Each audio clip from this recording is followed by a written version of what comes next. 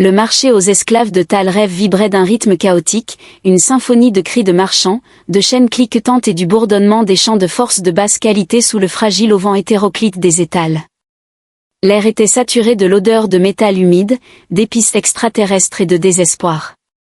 Des bannières aux couleurs vives flottaient mollement dans le vent âcre, proclamant la supposée qualité et origine des marchandises exposées.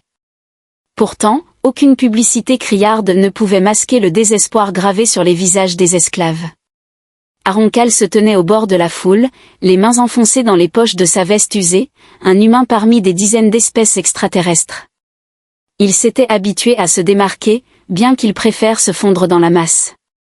Ses yeux verts perçants parcouraient le marché, son expression soigneusement neutre. Ce qu'il voyait aurait dû le répugner souvent, c'était le cas mais c'était Talrêve, et quiconque venait ici apprenait à réprimer son inconfort. Après tout, survivre à la périphérie extérieure exigeait plus de pragmatisme que de conscience. Pourtant, quelque chose dans les événements d'aujourd'hui semblait anormal. Aaron n'avait aucune raison particulière de rester, il était entré par habitude, un vagabond sans meilleur endroit où aller. Et pourtant, une étrange attraction le retenait sur place, comme si l'univers lui-même murmurait « Fais attention ». La foule commença à bouger, des murmures parcourant la masse comme une marée basse. Aaron suivit leur regard collectif vers une plateforme surélevée au centre du marché, où une figure alien imposante était conduite à vue. Même parmi l'assortiment étrange de formes de vie à la périphérie extérieure, celle-ci sortait du lot. Elle était grande, non seulement imposante mais incroyablement, inhumainement grande, avec une élégance qui démentait les lourdes chaînes métalliques liant ses poignets. Sa peau scintillait comme de l'opale liquide, captant la lumière en nuances d'argent, de bleu et de violet. Son visage était anguleux et fier, son expression impassible mais défiant, même en captivité. Elle dégageait une aura, une énergie magnétique qui poussait les gens à se redresser sans s'en rendre compte. Admirez la perle rare de cette vente aux enchères, tonna un marchand, sa voix amplifiée par un dispositif sonore rudimentaire. C'était un vicari trapu à 4 bras, sa peau translucide révélant des veines palpitantes en dessous. Une guerrière d'élite, capturée et enchaînée pour votre bon plaisir. Prix de départ, 10 000 crédits. Le pouls d'Aaron s'accéléra. Il ne reconnaissait pas son visage, il n'avait jamais vu quelqu'un de son espèce auparavant, mais la description éveillait quelque chose de profondément enfoui dans sa mémoire. La foule s'agitait autour de lui, leur conversation formant un brouhaha de spéculation. Elle n'a pas l'air si dangereuse. Parie qu'elle n'est qu'une rebelle ratée. 10 000 crédits pour elle? C'est du vol. Pourtant, Aaron ne pouvait chasser une intuition persistante. Il avait entendu parler de quelqu'un comme elle, il y a des années, un nom chuchoté dans les bars miteux et les spatioports de la périphérie, Varantakra, une guerrière qui avait autrefois défié des empires, dont les cris de guerre avaient fait basculer des batailles. Si elle était vraiment celle qu'il pensait. Aaron fit un pas en avant, presque contre son gré. Vous devriez peut-être reconsidérer, dit-il d'une voix forte, coupant à travers le brouhaha. Si c'est Varantakra là-haut, vous jouez avec le feu. Le marchand ricana, son visage gélatineux ondulant d'amusement. Varantakra? C'est une bonne blague. Vous entendez ça, les gens? Cet humain pense que nous avons une légende parmi nous. La foule éclata de rire, bien que certains jetèrent des regards inquiets vers la femme enchaînée. Aaron ne s'y a pas, riez autant que vous voulez, mais si elle est bien celle que je pense, vous feriez mieux de la libérer avant qu'elle ne décide de vous rappeler pourquoi on raconte des histoires à son sujet. La tête de l'alien se tourna légèrement, ses yeux violets perçants se posant sur Aaron. Ce n'était qu'un moment fugace, mais cela ressemblait à une décharge de plasma. Il y avait de l'intelligence dans son regard, et autre chose, quelque chose de dangereux. Aaron déglutit difficilement. Je fais que prévenir, murmura-t-il en reculant dans la foule. L'enchère continua, la voix du marchand s'élevant alors que des offres étaient lancées des différents coins du marché. Mais Aaron n'entendait presque rien, son esprit s'emballant face aux implications de ce qu'il venait de voir.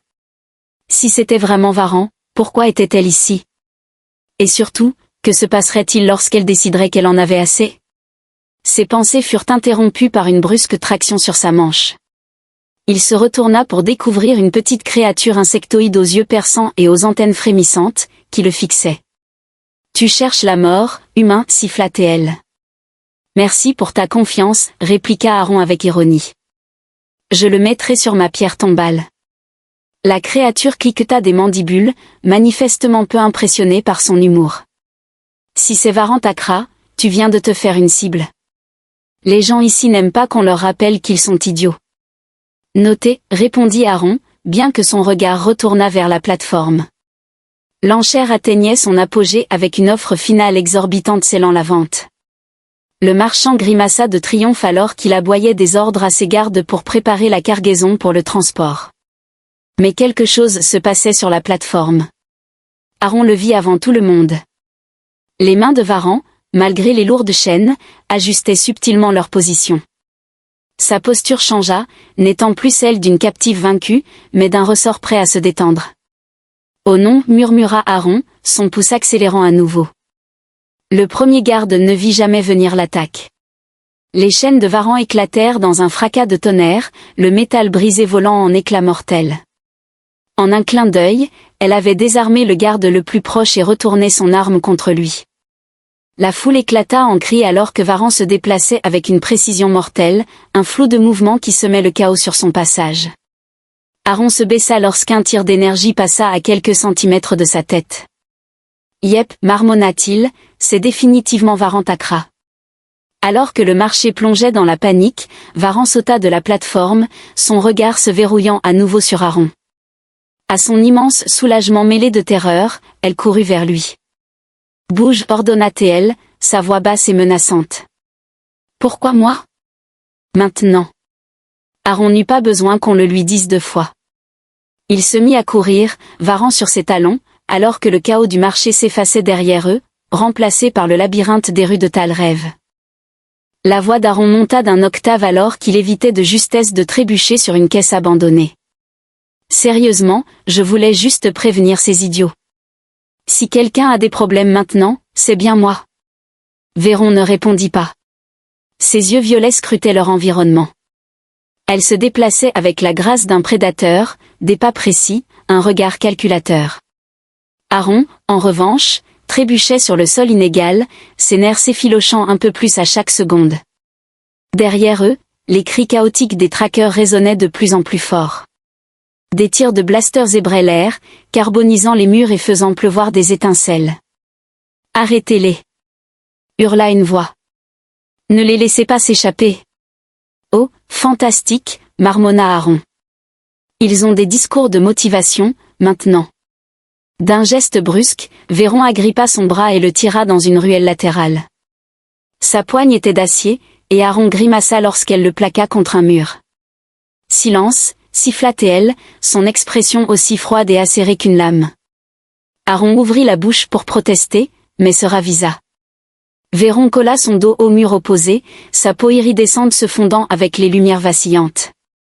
Son immobilité était déconcertante, un contraste saisissant avec le chaos qu'il venait de fuir. Les secondes s'étirèrent, semblables à des heures. Le cœur d'Aaron battait à tout rompre tandis qu'il écoutait les pas lourds et les ordres criés passer devant l'entrée de la ruelle.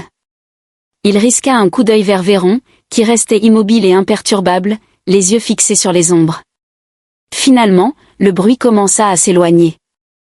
Véron expira doucement et se tourna vers Aaron. « Ils reviendront bientôt. Nous devons continuer à avancer. » « Super plan, » chuchota Aaron. « Tu comptes me dire où on va ou c'est le genre de situation où on court jusqu'à s'écrouler ?» Véron haussa un sourcil. « Tu préfères rester ici et découvrir à quel point ils sont persistants ?» Aaron soupira. « Message reçu. Mène la danse, aux grandes guerrières. » Pendant l'heure qui suivit, Véron guida Aaron à travers les ruelles tortueuses et les passages oubliés de Tolrêve. Elle avançait avec la confiance de quelqu'un qui connaissait la ville par cœur, bien qu'Aaron soupçonnât qu'elle improvisait. Ils passèrent sous des enseignes aux néons vacillantes, rampèrent dans des tunnels de maintenance rouillés, et traversèrent des ponts branlants qui gémissaient sous leur poids. « Tu ne te fatigues jamais ?» demanda Aaron à un moment, haletant en tentant de suivre. Véron jeta un coup d'œil par-dessus son épaule, son expression impénétrable. « Non. » « Évidemment » marmonna Aaron. « Bien sûr que non. » Ils finirent par atteindre la périphérie de Tolrêve, une étendue stérile de ruines délabrées et de terrains désolés. Les lumières de la ville s'estompaient derrière eux, remplacées par la lueur sinistre d'un ciel sans lune. Aaron s'effondra sur un rocher irrégulier, sa poitrine se soulevant à un rythme effréné. « Ok, je déclare officiellement une pause. Libre à toi de continuer sans moi si tu veux. » Véron ne répondit pas immédiatement. Elle se tenait au bord des ruines, ses yeux balayant le désert. Le faible bourdonnement de drones lointains parvint à leurs oreilles, un rappel que leurs poursuivants n'étaient pas loin derrière. « Je suis surpris que tu ne m'aies pas abandonné là-bas, » dit Aaron après un moment. Véron se tourna vers lui, son expression insondable. « Tu m'as reconnu. Ça fait de toi quelqu'un d'utile. » Aaron émit un rire nerveux. « Waouh, merci. J'ai toujours rêvé d'être utile à quelqu'un essayant d'échapper à un escadron de la mort. » À sa grande surprise, les lèvres de Véron semblèrent tressaillir imperceptiblement, comme si un sens de l'humour était enfoui quelque part sous son extérieur impénétrable. « Tu as survécu jusqu'à présent, non ? » À peine, marmonna Aaron, bien qu'il ressente une petite fierté face à cet étrange compliment. Le moment de légèreté fut interrompu par le bourdonnement des moteurs, désormais plus proches. Véron se tendit, sa main se dirigeant vers la poignée d'une lame de fortune qu'elle avait prise à l'un des gardes plus tôt. « Ils arrivent, dit-elle. » Aaron gémit. « Bien sûr qu'ils arrivent. Parce que pourquoi pas ?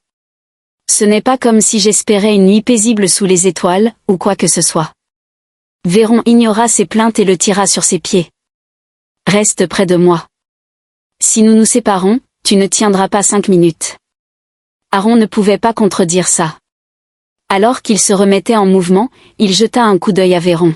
« Alors, quel est le plan ? S'il te plaît, dis-moi que tu as une stratégie brillante en réserve. » Véron ne le regarda pas. « Survivre. » « Ah, la grande stratégie du « ne pas mourir », dit Aaron en hochant la tête d'un air faussement sage. Une méthode intemporelle, vraiment. Très rassurant. Véron lui lança un regard en coin. « Tu arrêtes parfois de parler ? » « Pas quand j'ai peur, » admit Aaron. « C'est un peu mon truc. » Malgré la gravité de leur situation, les lèvres de Véron tressaillirent à nouveau. « Alors essaie de ne pas te faire peur tout seul. » La course continua, mais la dynamique entre eux avait légèrement changé. Bien que Véron reste sur ses gardes, il y avait une lueur de camaraderie dans leurs échanges, une reconnaissance discrète du partenariat improbable que le destin leur avait imposé. Au fur et à mesure qu'ils naviguaient dans la périphérie désolée, les ruines laissèrent place à une nouvelle vue, le squelette d'un vieux vaisseau spatial à moitié enfoui dans le terrain rocailleux. Son carénage était calciné et rouillé, sa structure autrefois imposante réduite à une relique effondrée du passé. Véron ralentit, ses yeux se plissant. Là-bas. Aaron suivit son regard. Un vaisseau abandonné. Génial. J'adore la déco. On fait du tourisme, maintenant ? C'est un abri, dit simplement Véron. Et si nous avons de la chance, il pourrait contenir quelque chose d'utile. Définie chance, marmonna Aaron alors qu'ils approchaient de l'épave. En pénétrant dans l'intérieur creux du vaisseau, le bourdonnement des drones se fit plus fort. La traque n'était pas terminée, loin de là. Mais pour l'instant, les murs déchiquetés du vaisseau offraient un répit temporaire, tandis que le duo improbable se préparait à faire face à ce qui les attendait.